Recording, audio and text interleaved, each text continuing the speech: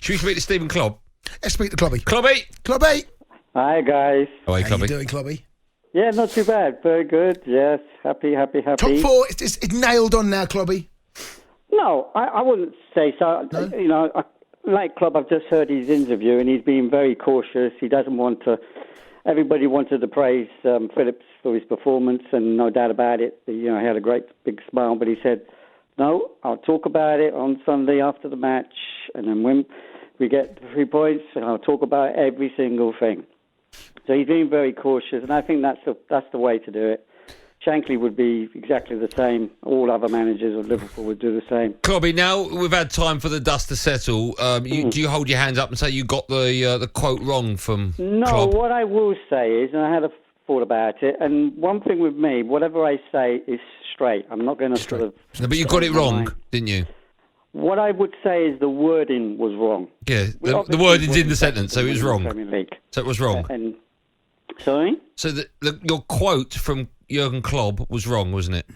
No, but it was almost right because... Yeah, but was it wrong? Was it? If you had put it as an answer in an exam, would you have got it right or wrong?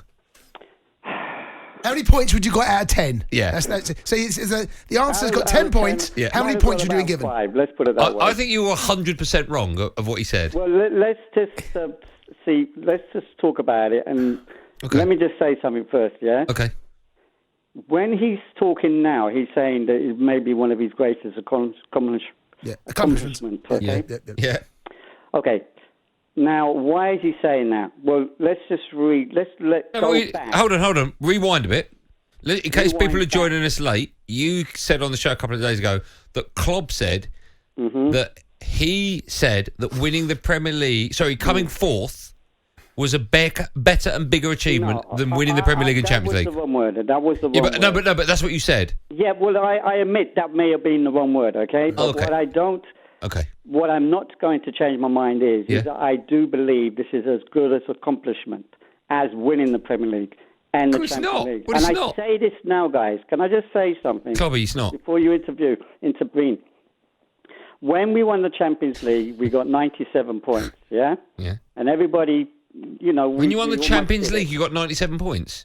When we won the Champions League, we finished with 97 points. I see, yeah. Oh, I see, okay, yeah. Just 1 point behind Man City. Exactly. Yeah. And everybody knew the next year we would be the favourites, we would go and win the Premier League if we didn't have any injuries. Yeah, we swept everybody away. Right. So it was quite obvious we were going to do those two things. Now, this year has been really tough. I mean, can you believe it, Andy? We're only 5 points behind you. And we're in fourth place. That just tells you how tough this season's been. Right. Yeah? So now let's just reverse back. Yeah, 5 points maybe behind. 10 games, maybe 15 games. Yeah. We were top of the league at December. We had a disastrous run, complete disastrous run. 6 games. Yeah, but Klobby, listen, we know the season. You don't need to, give us a review of the season. No, we know that. I'm trying to say to you, this is what... But Klobby, finishing top 4 is nothing on winning the Premier League or the Champions League. No, it's not. But what I'm trying to say to you guys is that the accomplishment of what hopefully we're going to do, you have to see where we were. Klopp, that's rubbish, mate. I'm sorry. Klobby. Everton and West Ham. Klobby. Chelsea were miles behind Liverpool. Now listen to me.